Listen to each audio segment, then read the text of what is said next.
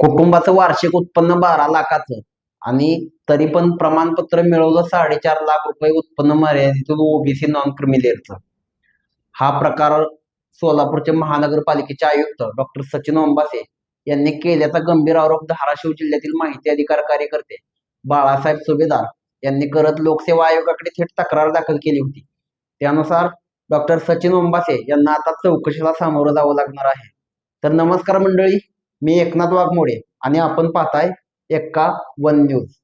गेल्या वर्षीच्या बहुचर्चित आणि देशभर गाजलेल्या IAS अधिकारी पूजा खेडकर प्रकरणाच्या वादळात अजून शांतता नांदली नाही. तोच आता सोलापूर महानगरपालिकेचे आयुक्त डॉक्टर सचिन ओंबासे हे आता वादाच्या भोवऱ्यात सापडले आहेत. त्यांच्यावर आता संशयाची सुई स्थिरावली आहे. माहिती अधिकार कार्यकर्ते बाळासाहेब सुभेदार यांनी केंद्रीय लोकसेवा आयोगाच्या वेबसाईटवर दाखल केलेल्या थेट तक्रारीनुसार त्यांनी गंभीर आरोप केला होता की ओंबासे यांनी बोगस ओबीसी नॉन क्रिमिलेअर प्रमाणपत्र सादर करून शासकीय यंत्रणेची फसवणूक केली आहे. त्यांनी दाखल केलेल्या तक्रारीनुसार लोकसेवा आयोगाकडून आता डॉक्टर ओंबासे यांच्या सामाजिक आरक्षणाचा दावा व उत्पन्नाच्या तपशिलांची चौकशी होणार आहे. सूत्रांच्या माहितीनुसार या प्रकरणात खेडकर यांच्याप्रमाणेच ओंबासे यांनाही चौकशीला सामोरं जावं लागणार आहे. डॉक्टर सचिन छगनलाल ओंबासे हे मान तालुक्यातील वडगाव गावचे उच्च शिक्षित व प्रतिष्ठित कुटुंबातील असून त्यांचे आई वडील प्राध्यापक होते. त्यावेळी त्यांच्या पालकांचे उत्पन्न तब्बल 12 लाखांच्या आसपास होते. ओबीसी साठी नॉन क्रिमिलेअर प्रमाणपत्र मिळवण्यासाठी उत्पन्न मर्यादा आहे 4.5 लाख रुपयांची. त्यामुळे एवढ्या मोठ्या उत्पन्नात हे प्रमाणपत्र कसं मिळालं यावरून आता हे प्रकरण संशयाच्या भोवऱ्यात सापडलं आहे. बाळासाहेब सुभेदार यांचा दावा आहे की ओंबासे यांनी सुरुवातीच्या 4 प्रयत्नांमध्ये UPSC परीक्षा ओपन प्रवर्गातून दिली होती, मात्र त्यामध्ये त्यांना यश आलं नाही.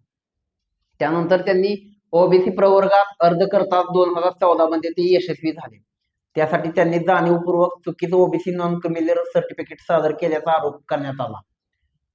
त्यानुसार आयोगाकडून चौकशी आता लागली आहे. माहिती अधिकार कार्यकर्ते बाळासाहेब सुभेदार यांचं म्हणणं असं आहे की साहेबांनी सरकारी व्यवस्थेचा गैरवापर करून फसवणूक केली. त्यांच्या निवडीची वैधता रद्द करावी अशी आमची मागणी आहे. या एकूण प्रकरणावर डॉक्टर ओंबासे सध्या कुठलीही प्रतिक्रिया देत नसून ते सोलापूर महानगरपालिकेत आयुक्त पदावर शांतपणे कार्यरत आहेत. त्यामुळे डॉक्टर सचिन ओंबासे यांची ही स्मार्ट खेळी की आयोगाची केलेली मोठी फसवणूक असा सवाल आता उपस्थित होतोय. त्यामुळे या प्रकरणात खरं काय आणि नेमकं खोटं काय हे येणाऱ्या चौकशीत स्पष्ट होईलच. पण खरं सांगायचं झालं तर या प्रकरणामुळे लोकसेवा आयोगाच्या पारदर्शकतेवरच आता प्रश्नचिन्ह निर्माण झाले. सामाजिक आरक्षणाच्या लाभाचा गैरवापर होतोय का असं पुन्हा एकदा ऐरणीवर आलंय. या प्रकरणाचा पुढचा प्रवास नेमका कोणत्या वळणावर जातो हे पाहणं आता महत्वाचं ठरणार आहे. हे फक्त सर्टिफिकेट बोगस आहे की संपूर्ण प्रक्रिया दुरुपयोगावर आधारित होती याचा निर्णय येणाऱ्या काळात होईल.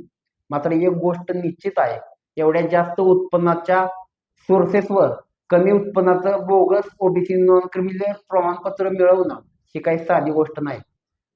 त्यामुळं सचिन ओंबासे यांनी आपल्या कुटुंबाचं उत्पन्न 12 लाखाच्या आसपास असताना 4.5 लाखांचं नॉन क्रिमिलेअर सर्टिफिकेट मिळवलंच कसं हा देखील खूप मोठा प्रश्न आहे. त्यामुळं त्यांनी हे सर्टिफिकेट मिळवण्यासाठी कोणती जादू केली की भली मोठी युक्ती साधली याचा आता लवकरच फैसला होणार आहे. त्यामुळं आयोगाकडून जी त्यांची चौकशी होणार आहे त्या चौकशीमध्ये त्यांना पूजा खेडकर यांच्या प्रमाणच आपल्या चौकशीला सामोरं जावं लागतंय, त्यांचं पद राहतंय की जातंय असा सवाल आता अनेकांना पडला आहे. त्याच्यामुळं ओंबासे यांच्या चौकशीवर संपूर्ण राज्यासह देशाचं लक्ष लागून राहिलं आहे. धन्यवाद.